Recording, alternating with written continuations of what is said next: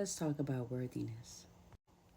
There's some terms that I wanted to look up because I've noticed that a lot of people are dealing with having emotional patterns that are basically tied to unmet needs. And it doesn't matter whether it's a friend, a family member. Um, a lot of people are dealing with different areas while they're trying to heal themselves, where they're seeking validation outside of themselves versus within themselves. So I want to give you some terms and some examples of how that looks, and then maybe this will be helpful to you. There is repetition compulsion. This is a Freud and psychoanalyst standpoint or definition. It is the tendency to unconsciously repeat painful experiences to seek out similar dynamics to past traumas, often in an effort to master or resolve them. The example is a person who had a emotionally unavailable parent may continually be drawn to partners who are distant or rejecting, hoping that this time they will finally earn the love they were denied. And many times people stay in this type of relationship or interaction while still being in relationship with that parent as well. Next, we have trauma bonding.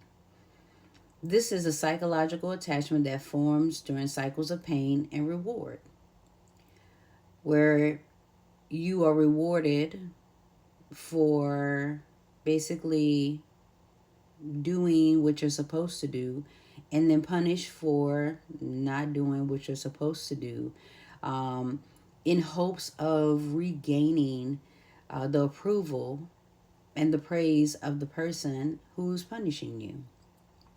This is when a person gives us just enough affection or attention to keep us hooked.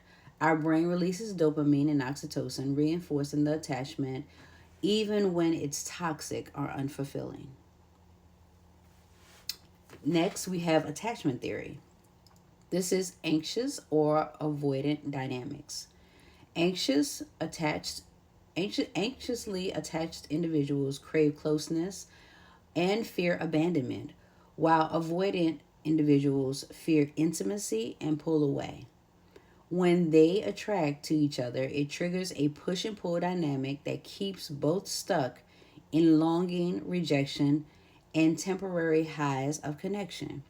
So, a lot of times you see this where you're with someone who you know that you're not going to commit to, or that person won't commit to you, or in some way that you're addicted to that push and pull. It's something you've always experienced. So that's actually how you attract people, with that push and pull, that cat and mouse type game.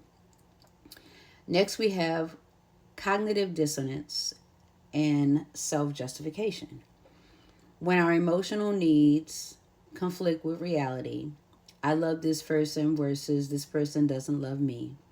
When we know we're in relationships where we love someone more than they love us, and we're okay with that, our brain tries to make sense of the pain, sometimes by rationalizing or staying longer than is healthy. And most of the time, people who experience this have experienced this with their parents or their grandparents. Someone who, or it could be an aunt or uncle, someone that they deeply loved and admired but wasn't fully accepted by, that left them hanging on the string. There was something that did not exist between them, and one person was holding on more than the other, and they just desired that person, something about that person. They wanted that person to love them the way that they loved that person.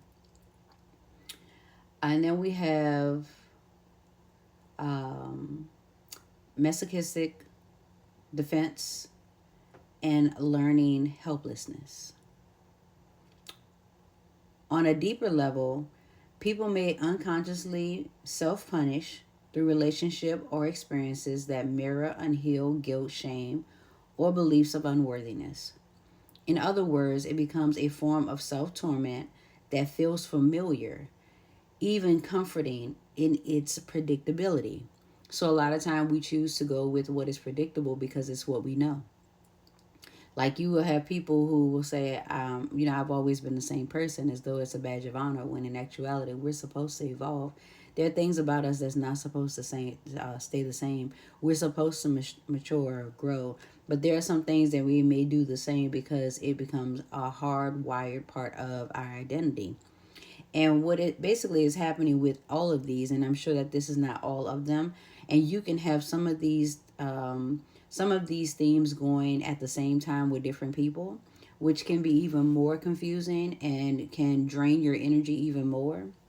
But in actuality, it's just a reflection of soul lessons of self worthiness, attachment, and divine love. Like the universe keeps mirroring all of our unhealed areas, so that until we recognize that love, validation, and safety that we seek must first be reclaimed internally. Like the torment comes from trying to extract divine fulfillment from human sources where they will never be met, and they were never meant to be supplied from those people. Like those people are literally not supposed to be the person to give you something. And I think the universe has set it up where we will receive things from people, but the thing that we're supposed to receive comes from someone else to a certain degree. And I believe that's so that we don't have to hold that person to what we've done for them. So, like, if I was to give someone some money, like somebody called me and asked me for some money, I don't loan people money. I give it to them or I don't give it to them. It's either I have it or I don't. Either I'm going to give it to you or I'm not. And the reason I do that is because I'm not going to give you more than what I have. I'm not going to have myself in a position where I don't have what I need. And if you don't know how you got to this position to need this money, if I give you the money, you're probably not going to ask me for money again because in your mind, you believe you were supposed to pay me back. And with that paying me back, that actually becomes this thing where it lingers. If you've been held to narratives where you've had to pay people back, where you had to reciprocate in some way, we normally, a normal give and take type relationship that we are taught in school, those are taught to us in ways where we believe that we're supposed to receive something back, but our blessings are actually supposed to come from other places. We're supposed to give to that person and have no course to it, no attachment to how we receive something back. But because we desire from that person, or we like bank opportunities for that person to then show up for us, that person may never be able to show up for us the way we've showed up for them because it wasn't meant for them to do it. So, you know, technically we're not being punished, we're being awakened. We're being awakened to like where we're looking for our self-worth and where we're too attached, and areas where we're thinking that love is divine when in actuality it is just an attachment style or something that is keeping us from finding true divine love. And so all of these are actually habits. It's something that we practice from very young, and it becomes a part of our personality until something it becomes very evident to us to until we're awakened to those things. And so we basically are um, awakened to them so that we can heal them, so we can learn our worth, so we can end the rewriting. We can rewrite the ending instead of saying this is how it's supposed to be, this is how it's always been for me, and believing that we're stuck in cycles like this.